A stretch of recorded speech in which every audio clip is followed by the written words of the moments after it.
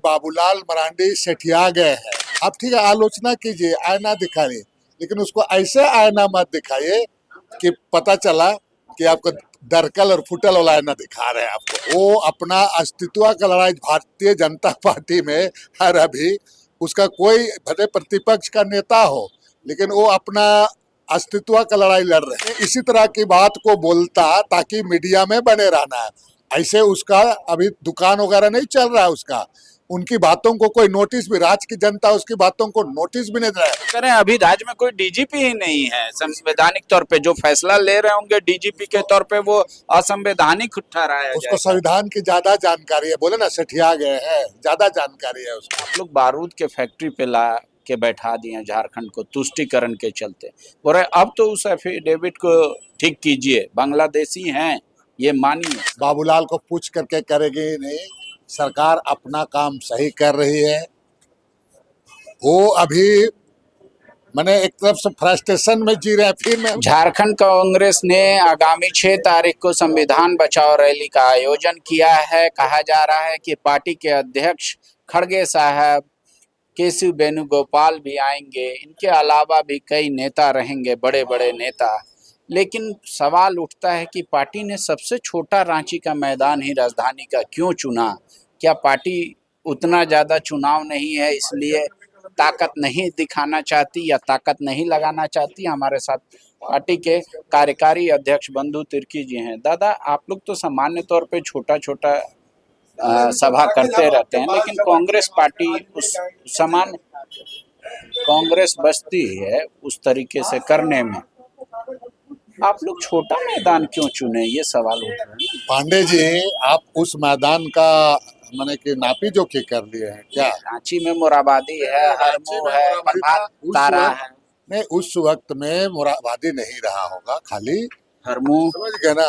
वो मैदान आप हरमू में आप देख रहे हैं, क्योंकि जिस तरह से प्रोग्राम की घोषणा किया गया, बिल्कुल देखिए मैदान हम समझ रहे हैं कि आपके हिसाब से वहाँ लोगों का ही होगा, लेकिन लोग जितना आएंगे वो पता चल जाएगा उसमें ना। वो तो आपको उस रैली में हम बड़ा बड़ा मैदान में कर रहे हैं कि छोटा मैदान में, ये बात नहीं है।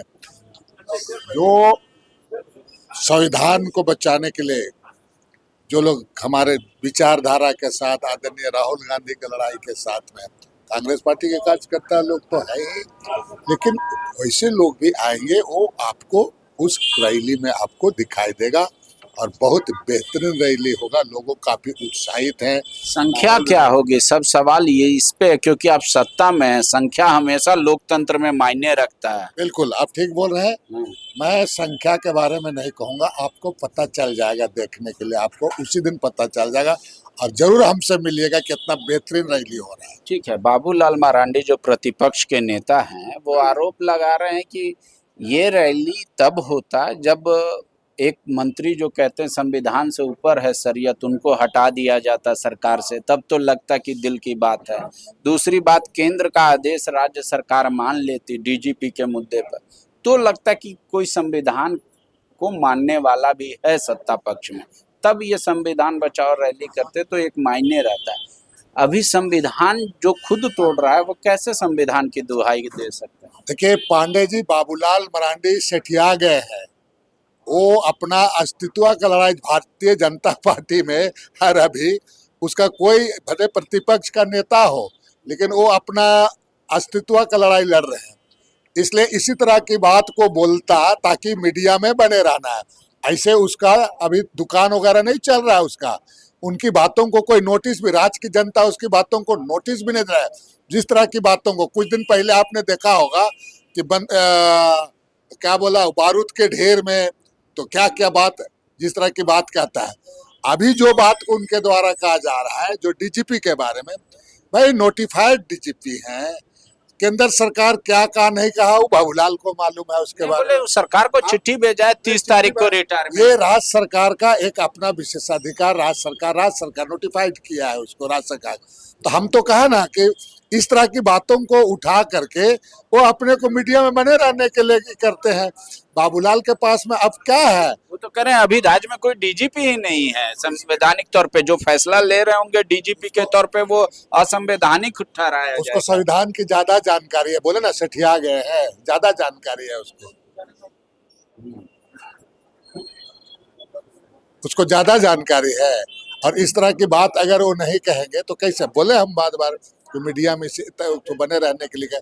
इस तरह की बात बाबूलाल मरांडी को हल्की बात नहीं करनी चाहिए। पूरा इसको जो लोग अगल बगल में जो लोग बोल देता है, हम लोग भी तो देखे ना उसी बात को बोलते हैं। तो एक मामला ये भी बाबूलाल उठा रहे हैं, बार बार कह रहे हैं कि जिस तरीके से सरकार ने एफिडेविट डाल के कहा हाई कोर्ट में कि भाई राज्य में बांग्लादेशी नहीं है। मुंबई पुलिस ने 13 बांग्लादेशियों को पकड़ा, सबका आधार झारखंड का है। कह रहे हैं इसीलिए वो कह रहे हैं कि आप लोग बारूद के फैक्ट्री पे ला के बैठा दिए झारखंड को तुष्टिकरण के चलते।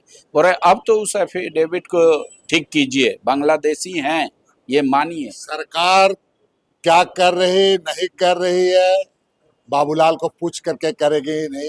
सरकार अपना काम सही कर रही है।